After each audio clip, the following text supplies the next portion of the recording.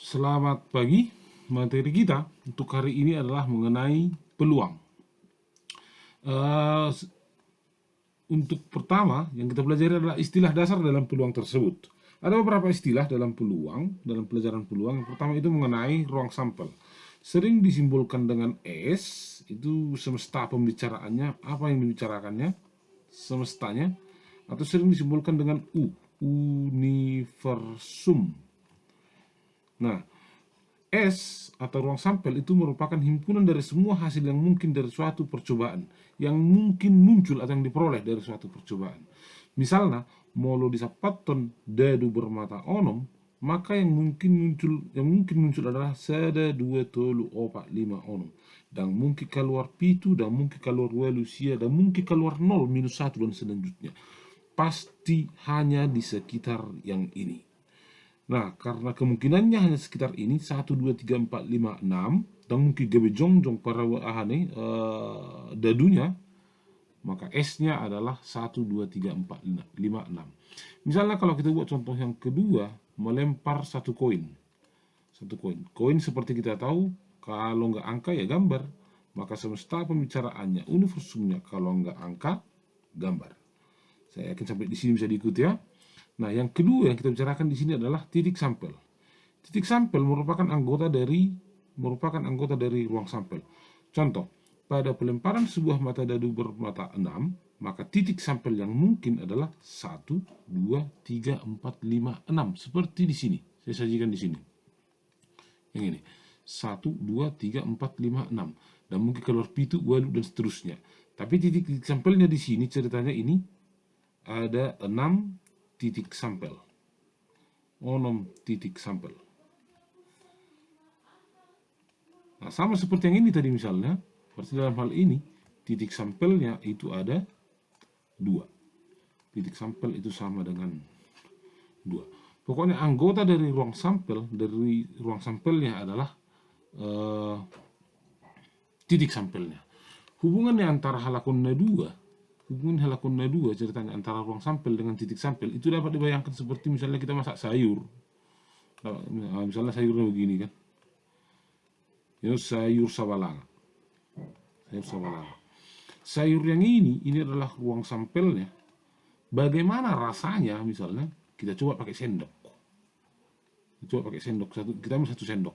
Ini 1 sendok yang inilah ceritanya titik sampelnya. Kira-kira begitu ceritanya. Nah, selanjutnya istilah yang ketiga yang perlu kita pelajari dalam hal ini adalah kejadian atau sering disimbolkan dengan K. Merupakan himpunan bagian dari suatu ruang sampel.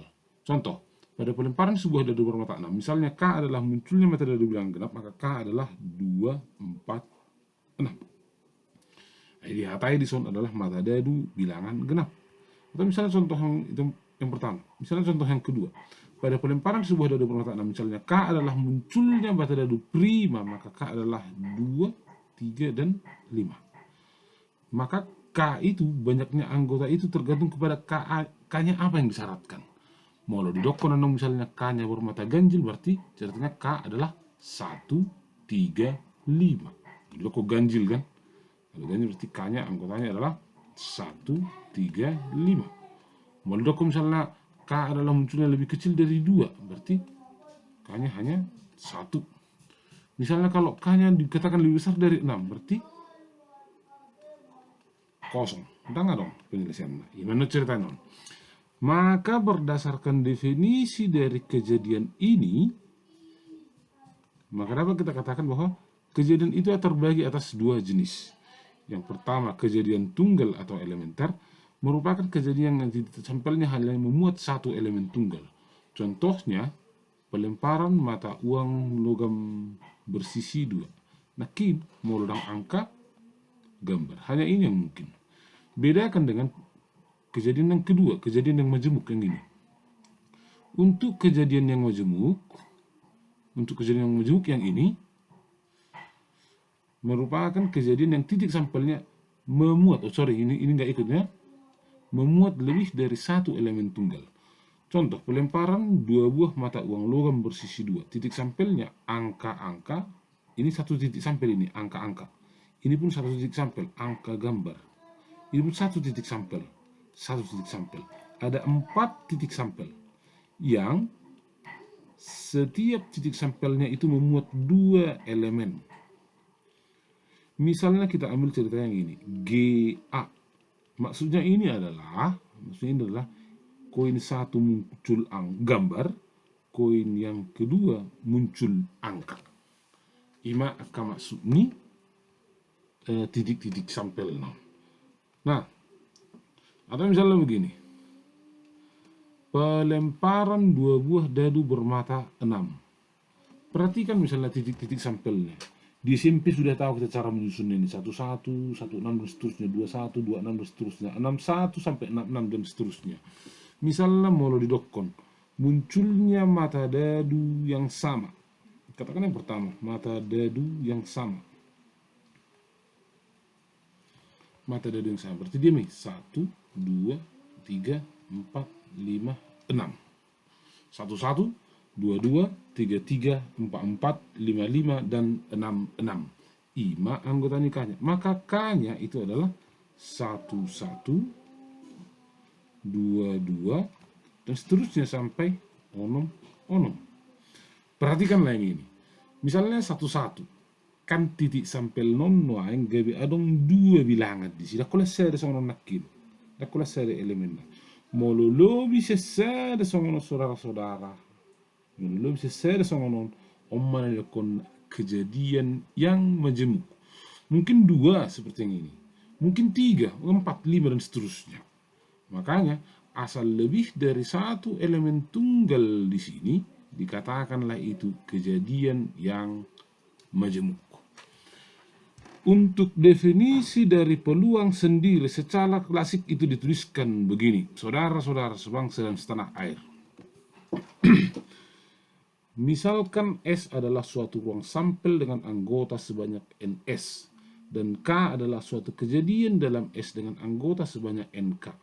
Misalnya PK menyatakan peluang terjadinya K, maka PK sama dengan NK per NS.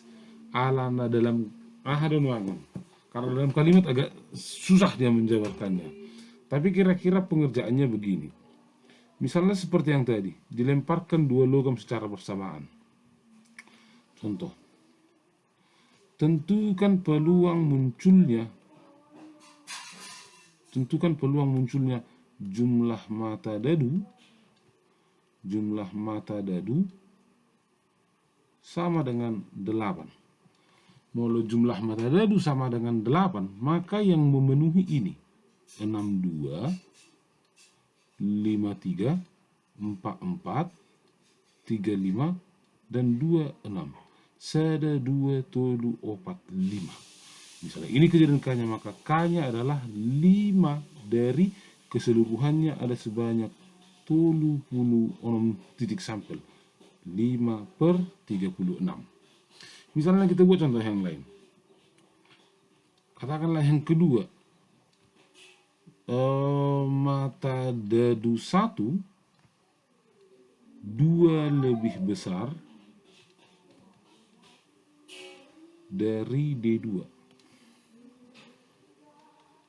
Maka K-nya yang memenuhi, coba kita lihat. Mata dadu yang pertama 2 lebih besar. Atau nggak dia memenuhi? Oh no. Tulis ada 42, 53, dan 64. Orang udah asing? Mungkin kalau ini nama. Berarti on adalah tinggal 4 dibagi 36 yang dapat disederhanakan jadi 1 per 9. Jadi begitu cara menghitungnya. Pokoknya kita kembali ke definisi yang menyatakan bahwa PK untuk ini, PK itu sama dengan NK per NS. Molo tak terik musimnya gitu saudara-saudara. Ini kita perhatikan yang ini. Berapakah peluang munculnya mata dadu yang sama, misalnya mata dadunya sama? Maka ceritanya kalau mata dadunya sama, berarti om sudah kena dohot. Senon sahatu son. Adong on. Berarti kalau yang katakan yang ketiga yang sama, maka peluang dari K ini sama dengan 6 per 36 sama dengan 1 per 6. Di pertemuan selanjutnya akan kita bahas mengenai peluang kejadian majemuk. Untuk hari ini dulu kita pelajari. Lihat contoh soal pada buku paketnya yang dari perpustakaan. Kalau ada pertanyaan silahkan dijapri kepada saya. Ini dulu materi untuk kita hari ini. Tetap jaga kesehatan. Terima kasih dan salam sehat Horas.